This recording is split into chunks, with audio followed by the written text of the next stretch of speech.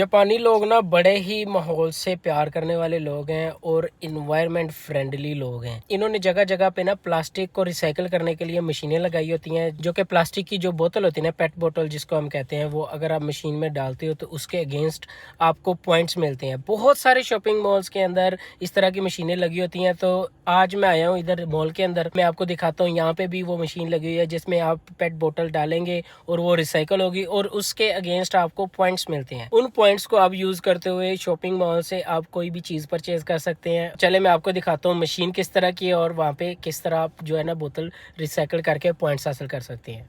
Eon mall ये बहुत बड़ा एक शॉपिंग मॉल है और यहाँ पे ये मशीन लगी हुई है। अगर आपके पास कार्ड है तो आप प्लास्टिक की जो बोतल्स है ना वो लेके आएंगे और 5 बोतलें जो है ना अगर आप इसके अंदर डालेंगे ना, उसके अगेंस्ट आपको एक जो पॉइंट मिलेगा। एक पॉइंट कितना होता है कि आप इस तरह से कह लेंगे 1 येन। सबसे पहले आपने कार्ड को स्कैन करना है, यहाँ पे लिखा हुआ ना टच करें, तो इसको हम अभी टच करेंगे। ये अभी स्टार्ट हो गई, यहाँ पे अभी 0 बोतल है।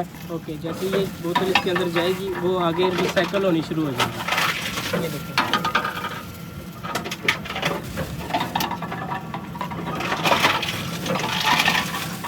ये रिसाइकलिंग की भी आपको आवाज़ सुनाई दे रही होगी। ठीक है, ये रिसाइकल होगी और यहाँ पे अपने पॉइंट्स भी आ गए। और यहाँ पे इसके साथ इन्होंने एक और मशीन लगाई हुई है। इस मशीन में क्या होता है कि ये जितना भी आप गत्ता लेके आते हो ना, इसके ऊपर आप रखते हो।